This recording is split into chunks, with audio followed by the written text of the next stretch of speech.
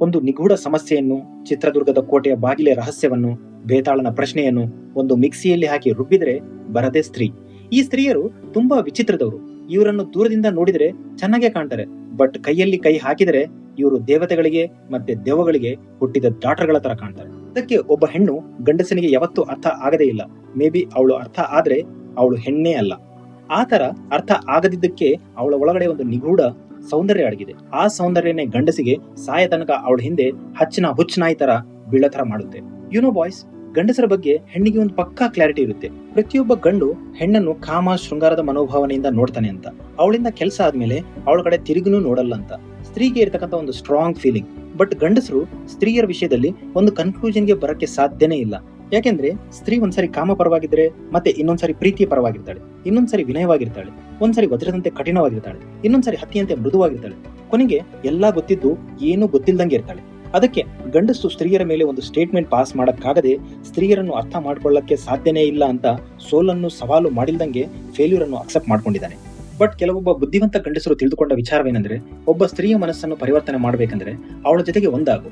But ಅವಳ ನಿಜವಾದ ಉದ್ದೇಶ ತಿಳ್ಕೋಬೇಕಂದ್ರೆ ಅವಳ ಕಡೆ ನೋಡು. ಅವಳು ಹೇಳದನ್ನು ಮಾತ್ರ ದಯವಿಟ್ಟು ಕೇಳ್ಬೇಡ. ಮೇ ಬಿ ನೀನ್ ಕೇಳಿದ್ರೆ ಅವಳ ಜೊತೆಗೆ ಒಂದಾಗಿ ಜೀವನ ಮಾಡಕ್ಕಾಗಲ್ಲ.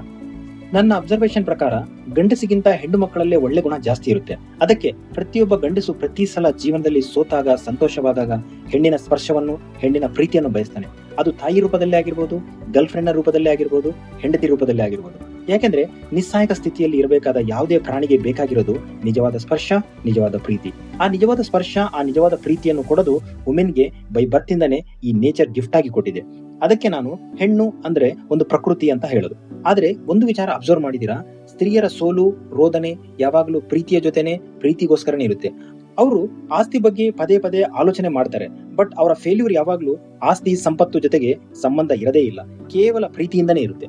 ಯಾಕೆಂದ್ರೆ ನೀನು ಒಂದ್ಸರಿ ಬಿಸ್ನೆಸ್ ನಲ್ಲಿ ನಾನು ಲಾಸ್ ಆಗಿದ್ದೀನಿ, ಎಲ್ಲ ನಾನು ದಿವಾಳಿ ಎದ್ದೋಗಿದ್ದೀನಿ ಅಂತ ಅವಳ ಹತ್ರ ಹೇಳು. ಅವಳ ಎಲ್ಲಾ ಗೋಲ್ಡ್ ಆರ್ನಮೆಂಟ್ಸ್ ಅನ್ನೆಲ್ಲ ಬಿಚ್ಚಿ ನೀನ್ ಕೈಯಾಗಿಡ್ತಾಳೆ. ಸೊ ಚರಿತ್ರೆಯಲ್ಲಿ ಯಾವುದೇ ಹೆಣ್ಣನ್ನು ತಗೋ, ಅವಳ ದೊಡ್ಡ ಸೋಲು ಕೇವಲ ಪ್ರೀತಿ ಸಿಗದೇ ಇರೋದಕ್ಕೋಸ್ಕರ, ಪ್ರೀತಿ ಮಾಡಿದವನು ಮೋಸ ಮಾಡಿರೋದಕ್ಕೋಸ್ಕರನೇ ಇದೆ.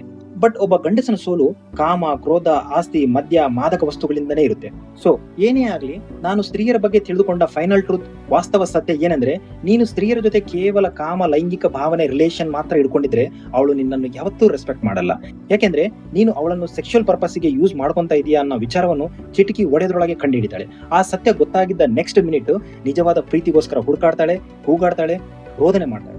ಆ ಫ್ರಸ್ಟ್ರೇಷನ್ ನಲ್ಲಿ ನಿನ್ನನ್ನು ಟಾರ್ಚರ್ ಅನ್ನ ಮಾಡ್ತಾಳೆ, ಇಲ್ಲಾಂದ್ರೆ ನಿನ್ನನ್ನು ಇಗ್ನೋರ್ ಅನ್ನ ಮಾಡ್ತಾಳೆ. So please respect human. She is the beautiful creature of god.